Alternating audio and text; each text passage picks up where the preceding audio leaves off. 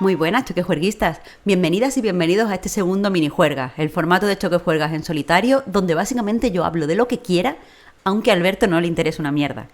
Esta intro es un asco, pero como no está aquí Alberto para reírse de mí y decirme que lo vuelva a repetir, pues se va a quedar así. Antes de empezar, tengo muchas ganas además, porque la idea que voy a tratar ahora, el tema del que quiero hablar, es un tema en el que llevo pensando años y he tenido una, no sé, pseudo epifanía en las últimas semanas, que es lo que me lleva a sentarme a grabar esto. Quiero empezar dando las gracias por la acogida que tuvo el primer minijuerga, porque, a ver, como dije en la intro, yo esto lo estoy haciendo básicamente porque echo mucho de menos pues hablar de cultura y analizar cultura y compartir lo que pienso con la gente que pueda estar interesada en esos pensamientos. Pero de verdad, al ser un formato en solitario, al ser un formato solo de audio, pensaba que, no sé, que iba a tener una acogida fría o que iba a pasar muy desapercibido. Y me ha sorprendido, siempre me sorprendo con choquejuergas, tengo que decirlo, pero me ha sorprendido mucho los mensajes tan amables que habéis puesto por redes sociales, me los ha pasado Alberto y la verdad es que me ha hecho mucha ilusión. Me ha sorprendido mucho ver la cantidad de escucha, de verdad pensaba que iba a ser muy, muy aburrido, pero parece que no, y bueno, muchísimas gracias, me ha hecho mucha ilusión, recibí tanto casito, ve que interesa. Me he dado cuenta que aunque yo me haga la dura y diga, no, a mí solo me interesa hablar, no, compartir las cosas, quitármelo de dentro, en realidad es más un diálogo y quieres que decirlo para que alguien lo escuche y ver si está de acuerdo o no, o si no sé qué tipo de reacción genera. Y no sé, la verdad es que estoy muy contenta. Me ha animado mucho a sentarme aquí otra vez. Y la verdad es que no podía hacerlo en mejor día porque esto es un poco una tangente. Pero hoy está aquí diluviando. No sé si escucháis la lluvia y los truenos y tal. No sé si las vibes se cuelan por el micrófono. Pero la verdad es un día como perfecto para estar aquí en el despacho de forma íntima con el micro. Han bajado muchísimo las temperaturas. Evidentemente no se ha acabado el verano, por desgracia. Pero como que este anticipo de otoño me tiene muy motivada y me dan aún más ganas de hablar de este tema. Que es un tema complejo y que voy a intentar tratar a través de un ejemplo que de verdad se presta. El tema es algo que no debería ser un tema. Tengo que empezar por ahí, por desgracia.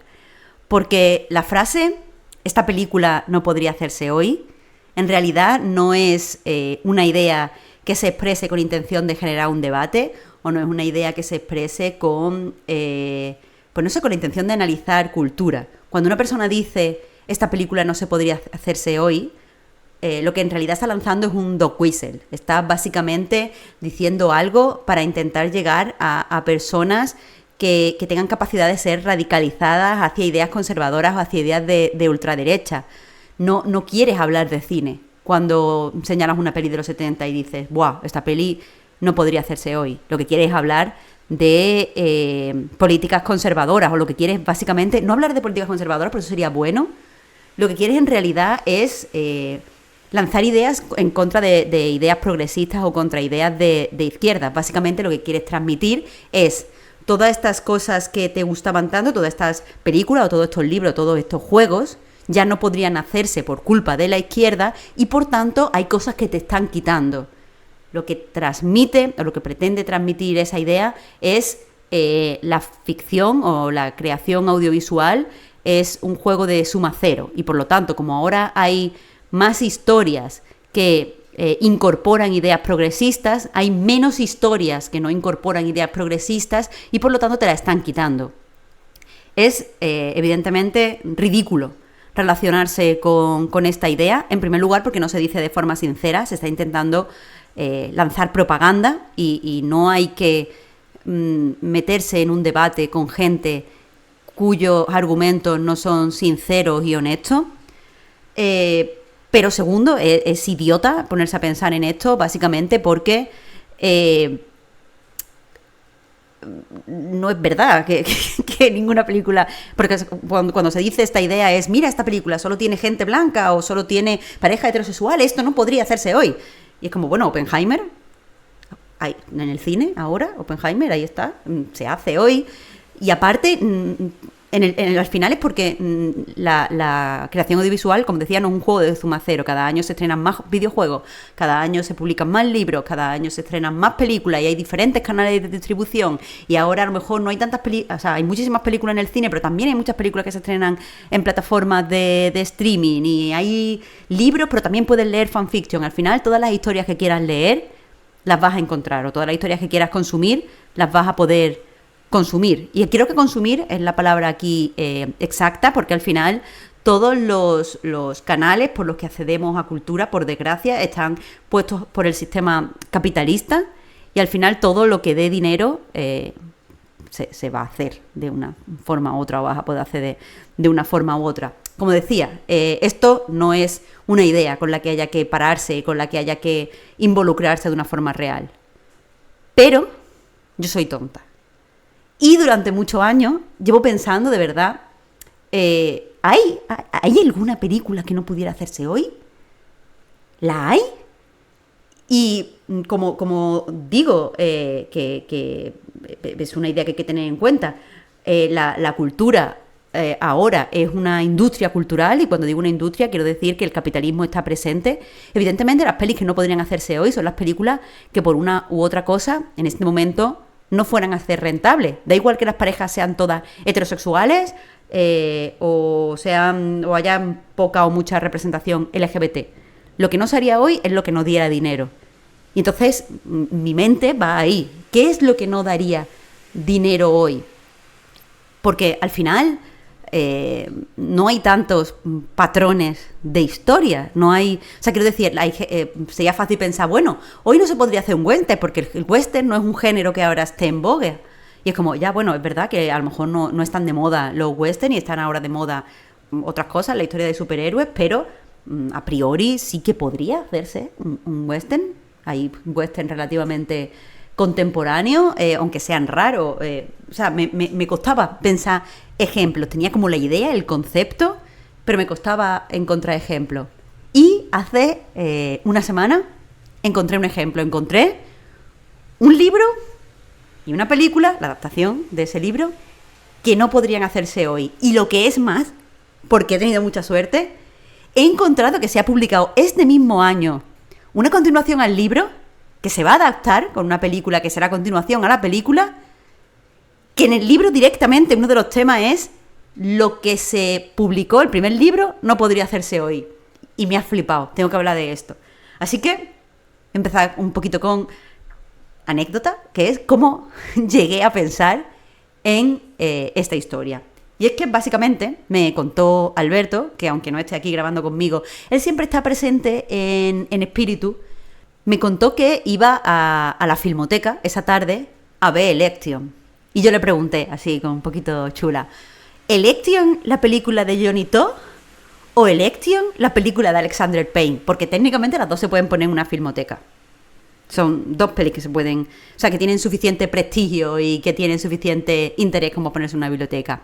Y me dijo, la de Johnny To, voy a ver, la china. ¿Tú la has visto? Y le dije, pues mira, te voy a confesar una cosa. Y es que he visto solo la película china y, por muy raro que te pueda parecer, teniendo en cuenta que yo me autoconsidero una experta en la filmografía de Reese Witherspoon, no he visto Election de Alexander Payne. Porque cuando era adolescente, una cosa que yo hacía era bajarme películas constantemente. Porque en Málaga, cuando yo era adolescente, yo estaba en esa franja de edad donde estaban cerrando los videoclubs y todavía no había suficiente filmoteca y no se ponían películas en versión original. Entonces lo que hacía constantemente... Bueno, aparte que no tenía pasta, ¿qué coño? Entonces estaba todo el día bajándome películas, vaya, que me da igual, porque me parece bien. Me fui a bajar Election de Reese Witherspoon, porque, como digo, yo soy una experta en Reese Witherspoon y en Kirsten Dunst, las dos actrices más importantes y más influyentes de mi adolescencia. Y el torrent por el que me lo bajé, torrent que tardó en bajarse por lo menos 2 días, estaba mal. Y me bajé Election de Johnny To. ¿Y qué pasó? Pues que la vi y me encantó. Dije, ¡buah, qué peliculote!, ¿no? ¿Me encanta el cine chino ahora o qué? Y como me motivó tanto, se me olvidó bajarme Election de Reese Witherspoon. Y han pasado años y años y años. Y cuando le hice la broma esa a Alberto, me di cuenta que no había visto Election. Me acordé que no había visto Election de Reese Witherspoon, cosa que además es rarísima, porque me he leído todas las novelas de Tom Perrotta, el autor del libro en el que se basa la película, el escritor de Election. Me encanta The Leftover, no la serie, pero me encanta la novela. He leído La señora Fletcher, me he leído Juegos de niños, porque me flipa, me parece un escritor fantástico, súper sensible, pero no me había leído la novela, no había visto la película, me sentía una estafadora, tuve una crisis de identidad y dije, venga, vamos a ponernos con todo. Y me he leído el libro y me he visto la película y mi conclusión es que no podrían hacerse hoy. Es impensable que hoy en día, teniendo en cuenta que las adaptaciones de Perrotta siguen dando mucho dinero y es uno de los mejores autores, los mejores novelistas contemporáneos, pero es impensable que se cogiera Election, publicada en 1998, y se adaptara. Y es porque es una película, bueno, un libro, una historia, que es ligeramente incomprensible en 2023. Y de eso quiero hablar. Para poner un poco en perspectiva, aquí voy a hablar de tres cosas. Election, el libro, Election, la película, y Tracy Flick no gana nunca, que es la continuación de la novela original. O sea, la original se publicó en 1998, pues su continuación se ha publicado en marzo del 2023. Y voy a hablar de Election con spoiler y de Tracy Flick nunca gana sin spoilers, para que sí la gente se la lea y cuando se estrene la peli de Reese Witherspoon, que ya está en producción, pues ya se podrá hablar con spoilers, que si no se ha estrenado no me gusta tampoco fastidiar a la gente. Total, que por poner un poco en perspectiva, cuento un poco de qué va Election y podemos empezar. Básicamente la historia, a diferentes, es una cosa de la que voy a hablar, a diferentes niveles, es una sátira política en el que un grupo coral de personajes lucha por controlar las elecciones o por alterar las elecciones en un instituto. Lo que quiere hacer Perrotta en la novela básicamente es, por un lado, crear buenos personajes. Yo creo que lo más importante a nivel de análisis en el libro son los personajes. Segundo, satirizar un poco el panorama político de Estados Unidos en 1993. Las elecciones del 93 son la principal inspiración para la historia. Y por último, quiero hacer una comedia. La adaptación, que como he dicho antes, estaba dirigida por Alexander Payne, que es pues el director de Los Descendientes, también un director como muy afamado. Quieras que no, Election es una peli de culto.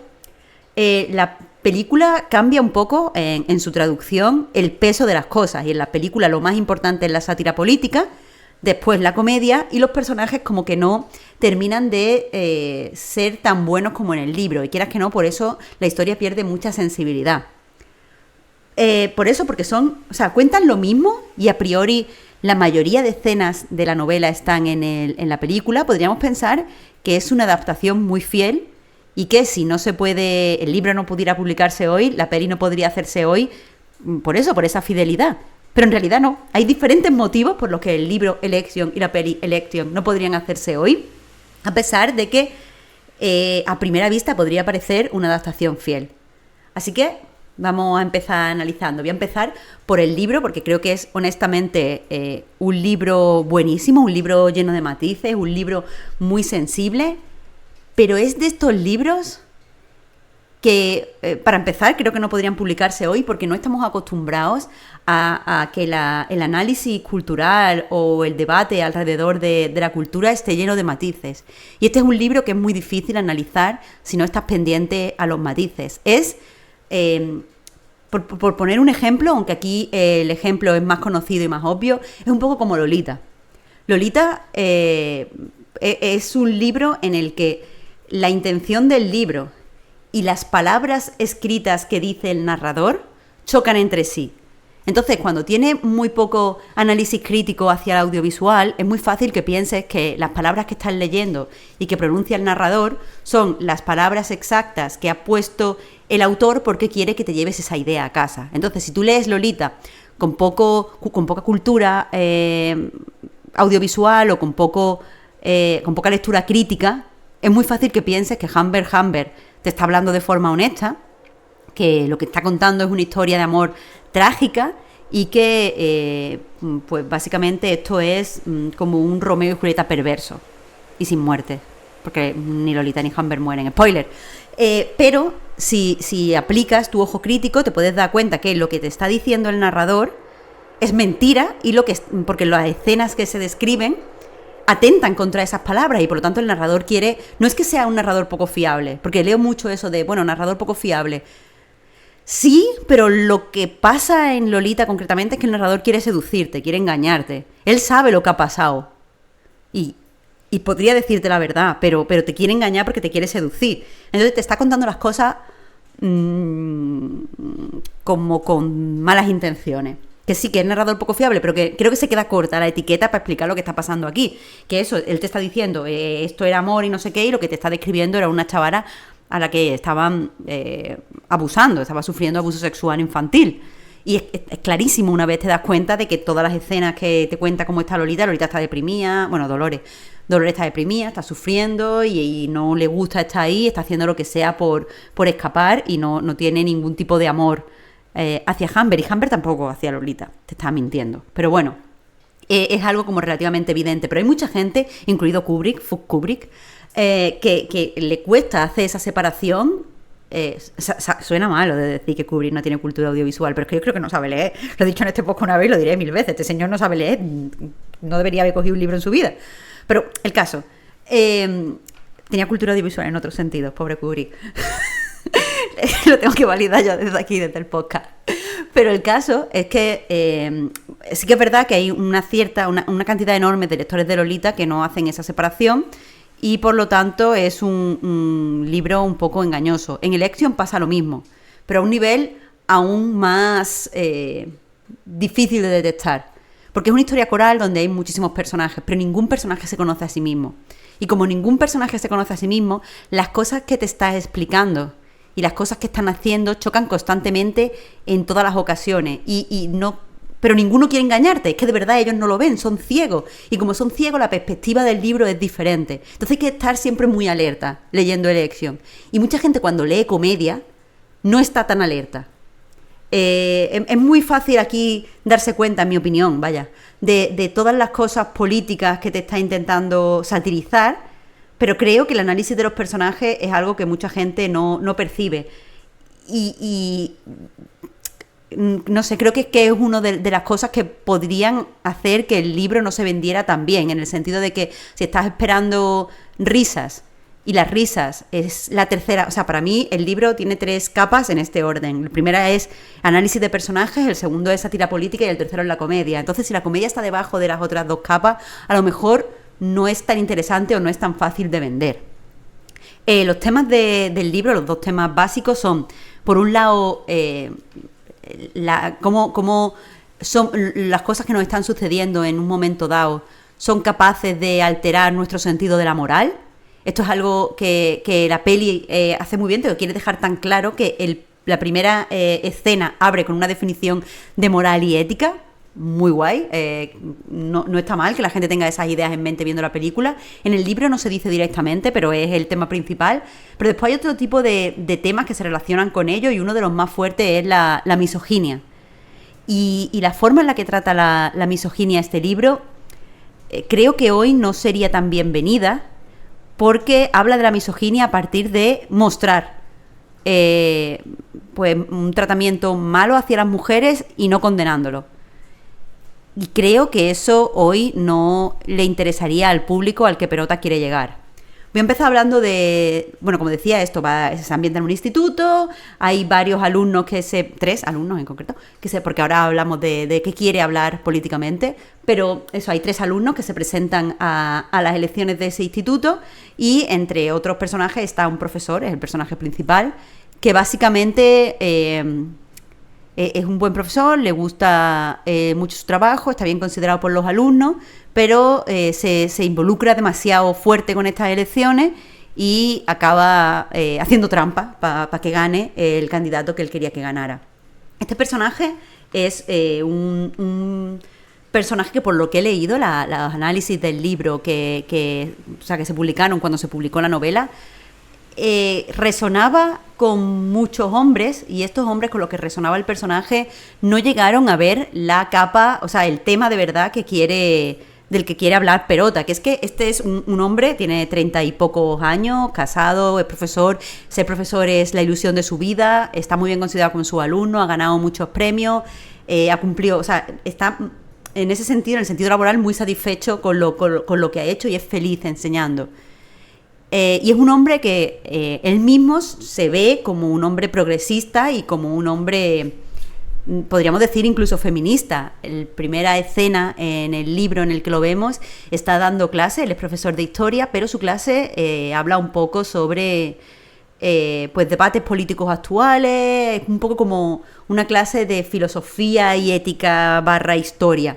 Y en esta primera escena están hablando de un caso real de principios de los 90, por el cual unos chavales muy populares de un instituto, los jocks, los jugadores de fútbol americano, invitaron a casa de uno de ellos a una chica muy poco popular y un poco marginada, y básicamente la abusaron de ella sexualmente, la violaron, fue una violación muy brutal, con muchas heridas, no quiero entrar aquí en ese tema. Pero lo que quiere señalar este primer capítulo, lo que Perota quiere hablar en este primer capítulo, es cómo el profesor, a diferencia de lo que pasó en ese momento, que es que la mayoría de la opinión pública se puso de parte de los violadores, diciendo que por qué había ido la chica a esa casa, que triunfó siendo una marginada que de repente se acostaba con estos tíos que estaban tan buenos, que se lo estaba inventando porque se arrepentía, lo típico discurso, y vemos que el profesor está totalmente de parte de la chica y quiere convencer a sus alumnos o quiere plantar en sus alumnos la semilla de la duda y de ponerse de parte de la víctima y inculcarle cierta visión feminista a la hora de abordar el tema. Entonces es muy fácil que veamos esta escena y digamos, este hombre es progresista y es feminista. Pero a partir de ese momento, todas las interacciones de este hombre con un personaje femenino desprenden misoginia. Este hombre odia a las mujeres. Y entonces el personaje se asienta como en una especie de cruce de camino por el cual socialmente siempre está de parte de las mujeres, en el sentido de que, por ejemplo, en los últimos capítulos escucha a sus compañeros hablando de mujeres y le da asco. Cuando cuentan cierto caso en el Tribunal Supremo de discriminación, él se pone de parte de la discriminada. Cuando no conoce a las mujeres, susodicha mujer, él se pone, no le cuesta ponerse parte de esa mujer. Pero con las mujeres en las que trata día a día, es profundamente misógino. Y esto es un tipo de tipo, o sea, un señor que yo me he encontrado en mi vida. Hay hombres así, que tienen... O sea, yo por ejemplo, conozco pues tipos que ser feminista es un poco como su marca, y incluso hablan normalmente como en femenino cuando están en grupos y tal, pero no se llevan bien con ninguna de sus compañeras. De todas las tías dice tienen algo malo que decir, la juzgan con mucha más dureza, y esto es lo que le pasa a este hombre. A su mujer, por ejemplo, dice así, es muy buena esposa, estoy contento con ella, pero es que no deja de comer helado y mira, se le están poniendo los muslos muy gordos y ya no me siento tan atraído sexualmente. A una chica la tercera chica que se presenta, que se llama Tammy, la odia porque es muy inteligente y lo sabe, y básicamente dice, tiene que ir por ahí con su coeficiente intelectual escrito, eso no me gusta porque nos molesta. A Tracy Flick, que es el segundo personaje más importante de la novela, la odia porque es muy ambiciosa. Y eso nunca está de parte de las mujeres. Cuando él tiene que hacer un cambio real hacia las mujeres, nunca está de parte de las mujeres. Está de parte de las mujeres en abstracto. Y esta idea está puesta en el libro con mucha sensibilidad, pero también de una forma donde no se señala explícitamente. Y creo que mucha gente vería esto como algo, no sé, malo o problemático, porque creo que, esto creo que es una idea un poco negativa, pero creo que ahora mismo estamos en el momento de la historia donde más cultura se consume y donde más se nota que hay muchísima gente que no tiene una mirada crítica cuando se enfrenta a la cultura, y por lo tanto muchas veces los análisis que se hacen son un poco, en mi opinión, superficiales o poco interesantes. Y este es un personaje digno de confundir a mucha gente, y como digo, confundió a mucha gente cuando analizaron la novela en su momento. Otra forma en la que se presenta el tema de la misoginia en este libro es a través del personaje de Tracy Flick. Como decía, hay unas elecciones y hay 3 alumnos que se presentan, ahora entro en eso, y uno de ellos es Tracy Flick, que es el personaje de Reese Witherspoon y el que todo el mundo pues relaciona con Election. Esta es una chica de 15 años que es extremadamente ambiciosa, quiere ser presidente de los Estados Unidos y es muy trabajadora, saca muy buenas notas, está en todos los comités, es la delegada de todas las cosas, una persona a la que le gusta estar en cargo. Y bueno, lo primero que sabemos de ella es que tuvo lo que ella considera un affair con un profesor amigo de el profesor protagonista, amigo de Mr. M. Cuenta que básicamente, o sea, como ella lo narra, es, bueno, no pasó nada, nos liamos, nos acostamos, a mí no me gustó, cuando nos acostamos a mí no me gustó, me aburrí y lo dejé. Y mi madre se enteró y lo han despedido y él está enamorado de mí, ha perdido todas las cosas, lo han echado del colegio y yo sigo aquí, pero esto es una cosa que pasó. De nuevo nos encontramos aquí un poco en la situación de Lolita, pero aquí no es Amber que nos está engañando, aquí es Lolita que se está engañando a sí misma. Porque claro, una cosa es que ella te diga, bueno, esto no pasó nada, porque yo hice esto, porque yo quería y era emocionante estar con un profesor y no sé qué. Pero por ejemplo, la narración de cuando se acuestan por primera vez juntos, no hay deseo por su parte, es como, es que es muy mayor y no me gusta y la cama está deshecha y no me gusta cómo huele su casa y no me quiero quitar la ropa y está escrito, o sea, yo creo que Perota es feminista y es una persona muy empática y el personaje de Tracy está totalmente escrito con esa empatía. Pero si ya hay gente que he visto que tiene problemas con, por ejemplo, Maidar Vanessa, que es también una historia donde una víctima, una chica que sufrió grooming por parte de su profesor, analiza 30 años después lo que pasó y tal.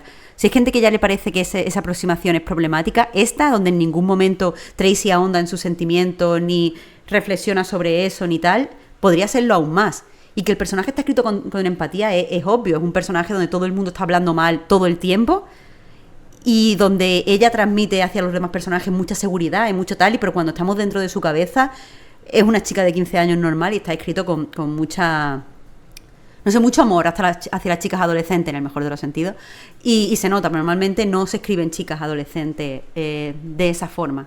Pero bueno, eso, en el libro lo más importante son los personajes, y lo segundo, o sea, y ya por los personajes creo que no podría publicarse hoy, porque creo que el público al que va dirigido, y eso después profundizo más, pero creo que el público al que iría dirigido, que es un público evidentemente de izquierda y evidentemente progresista, no está interesado muchas veces en explorar los temas de la forma en la que están presentes, no están interesados en la representación de los temas y ya, sin que haya tampoco un discurso a su alrededor, porque no sé, en este libro hay una situación, como decía, de grooming hacia una niña de 15 años, y está expuesto, no hay ningún análisis de por qué ha pasado, de quién ha fallado, de las consecuencias, de tal, y por un lado eso se queda corto, quizá, o sea, a mí no me da la sensación de que se quede corto, es lo que es, y me gusta la empatía con el que está escrito y la ausencia de moralismo, pero creo que a mucha gente se le quedaría corto y con razón, y creo también con razón que mucha gente simplemente pensaría que ¿por qué? O sea, sí, ¿por qué ponerlo de una forma tan superficial? No sé. Creo que eso, la parte de los... O ¿por qué, por ejemplo, si quieres denunciar la misoginia, lo único que hace es representar cosas misóginas y a este tío nunca lo castigan por misógino? O este tío... Y eso para mucha gente puede ser... puede, no sé, dejarle con insatisfecha. O ¿por qué si quieres representar la misoginia, lo único que hace... O sea, si quieres denunciar la misoginia, lo único que hace es representarla? Porque creo que los tiempos han cambiado y que ya con la simple representación no basta. Entonces, el nivel de los personajes, como digo, creo que no podría publicarse hoy. Pero también al nivel político, porque la sátira que hace Election es una sátira que no es de la política, o sea, no solo no tiene nada que ver con la política actual en Estados Unidos, es demasiado naif para la forma en la que sea los tiempos que estamos viviendo, donde básicamente estamos en los tiempos estos de la posverdad, donde se pueden decir mentiras y nadie sabe exactamente qué es lo que está pasando. No quiero entrar en un análisis actual, pero la representación que vemos en Election, la sátira, es demasiado naif para los tiempos actuales, pero más allá de eso, es que no está, o sea, por mucho que sea una sátira política, no es una sátira política general. Lo que está intentando satirizar es concretamente las elecciones de 1993 y básicamente los tres alumnos que se representan, o sea, que se presentan a las elecciones, intentan representar a Bill Clinton, a George Bush padre y a Ross Perot. Entonces tenemos a quarterback súper popular, súper atractivo, que además es muy, muy inteligente y está muy, muy preparado, que básicamente quiere ser como Clinton, todo el mundo lo apoya, todo el mundo está con él. Por otro lado, tenemos una persona como más conservadora, que no cae nada bien, que parece que bueno, sí, tiene experiencia en el puesto y tiene mucha experiencia en política, pero no le gusta a nadie, que es Tracy Flick, que es como si fuera George Bush en este caso. Y por último, en Election, el elemento disruptor es una chica que se llama Tammy, es la hermana del quarterback, que también se presenta, que no tiene tampoco muchas ganas de política, lo único que pasa es que es antisistema. Entonces, eso entra muy bien a unos alumnos, que suba una chica y diga, mira, las elecciones de aquí del instituto, esto no vale para nada. Y además, esta gente solo se quiere poner para sacar buenas notas y poder ir a la universidad. Entonces lo vais a votar, pero es por su propio ego. No van a hacer nada por nadie. Creo que el discurso que da es algo así como nadie va a ser más feliz, nadie va a ser más amable, nadie va a tener una mejor experiencia porque los votéis. Y evidentemente quiere simular el elemento disruptor en las elecciones del 93, que fue Ross Perot, que fue un tercer candidato que pues de verdad parecía que podía tener visos de ganar. Y en Estados Unidos normalmente las elecciones son votar entre A y B, republicanos y demócratas. No suele haber muchas veces representantes independientes y menos representantes independientes que lleguen al final de la carrera. Así que eso está creando una sátira muy, muy concreta sobre cómo pueden ser las elecciones. O sea, las ideas que quiere transmitir Perot en el libro respecto a las elecciones es, por un lado, la gente que se presenta muchas veces lo hace por ellos mismos. No hay un interés real en la política norteamericana en cambiar el sistema, sino que simplemente pues es gente que tiene otras cosas en mente. En el caso del libro, el tipo, ahora no me acuerdo del nombre, pero el personaje este que es un quarterback, lo que quiere es poder tener un mejor currículum porque no ha sacado demasiadas buenas notas en el colegio, pero en el instituto, pero le ha ido muy bien el examen este que tienen, que es como selectividad, ha quedado entre los 5 mejores del estado. Entonces, si se presenta y es presidente, pues va a poder tener una solicitud a la universidad un poquito mejor y quiere que le den una beca.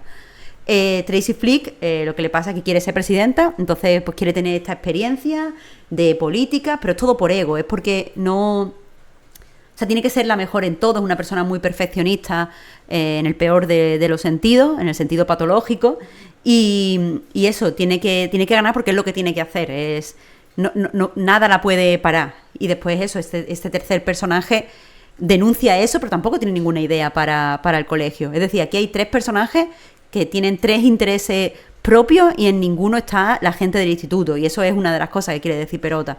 Esto es una farsa donde nadie quiere lo mejor para el país.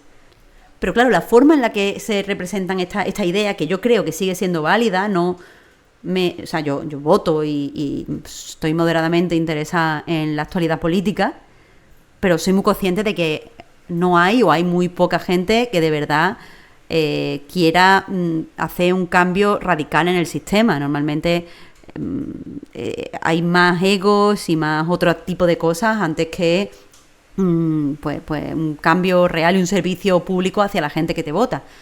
Pero claro, la sátira está tan pegada a las elecciones del 93 que creo que ahora es difícil leerla. Yo si he captado esto de Clinton, Bush y Perot es porque hace poco leí el libro de Chuck Klosterman de los 90, donde precisamente hay un capítulo dedicado a esas elecciones. Entonces, claro, por esa cercanía pude relacionar lo que leí en el ensayo de Klosterman con lo que estaba sucediendo en la novela. Pero ahora mismo yo creo que sería muy difícil entender esto como una sátira política y que normalmente se entendería como una historia de instituto, un misterio alrededor de qué va a pasar en las elecciones, más que algo realmente punzante. Y precisamente por eso la película no podría hacerse hoy, porque la película no está, como decía, no está tan interesada en los personajes, pero está extremadamente interesada en la sátira política. Creo que la película hace unos esfuerzos enormes porque sea más evidente que está hablando de las elecciones del 93, hace mucho más evidente la estupidez que se hacen en política y los egos políticos, cómo funciona y todo lo que rodea a unas elecciones. Y la verdad es que aunque la peli es muy interesante, tiene muy buenas ideas, creo que Alexander Payne es muy buen director, pero también creo que la peli hoy no tiene ningún tipo de pegada.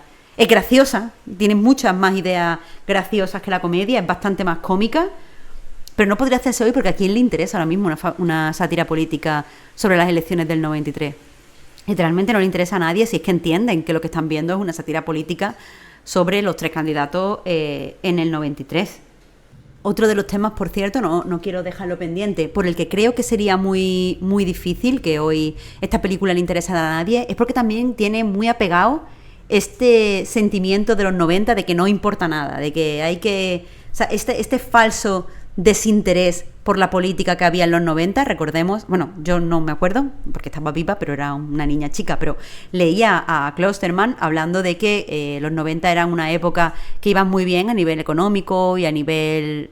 o sea, había como mucha esperanza, la población estaba esperanzada en un futuro mejor. Una realidad muy diferente a la nuestra y que precisamente por eso la gente no estaba demasiado interesada en política, y eso es una parte importante de la sátira que quiere levantar Election. Ahora, la verdad, cuesta, creo, identificarse con personajes a los que ven que la política es una tontería y que aún así votan porque tienen que votar, pero que les da igual que salga un candidato u otro. Y también lo que quiere representar, la verdad, hoy no resuena.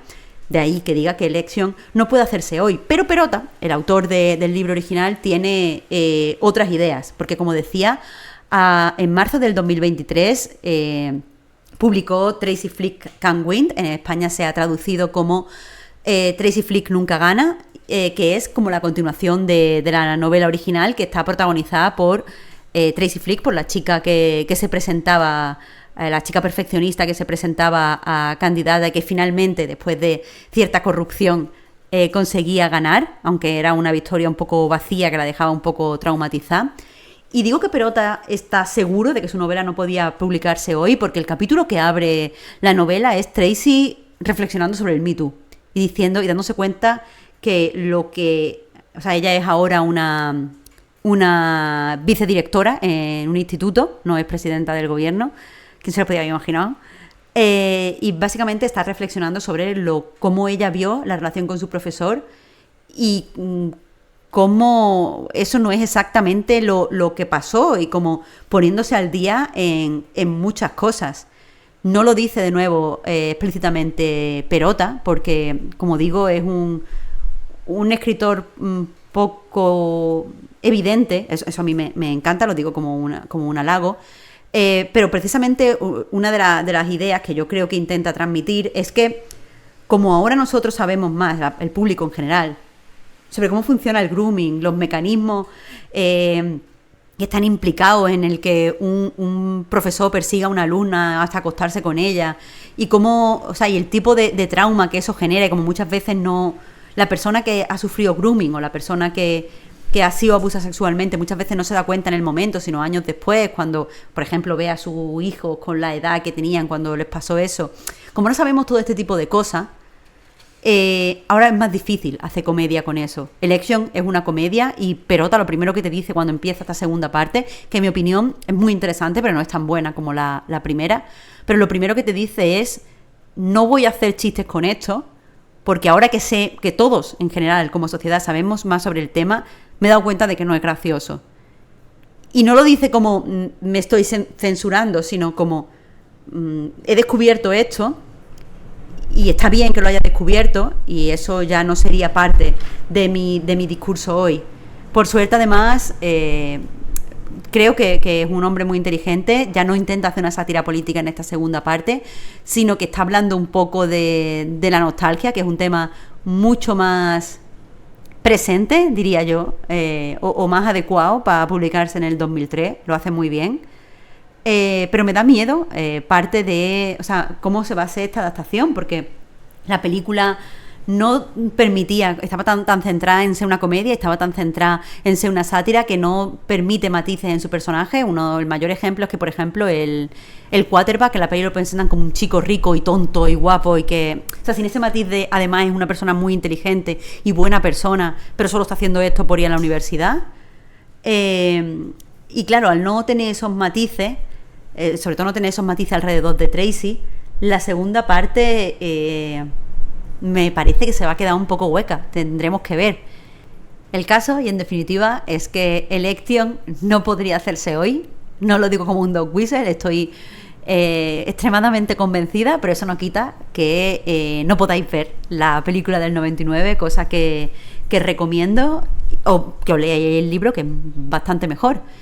Y con eso espero que os haya resultado interesante, que hayáis podido seguir esto porque no haya sido demasiado denso. Me despido hasta el próximo minijuergas, que por cierto, ya tengo tema. Va a hablar de que a Mark Fisher le falta manga. Tomáoslo como queráis. Y espero que estéis ahí para escucharlo. Hasta la próxima, choques juerguistas.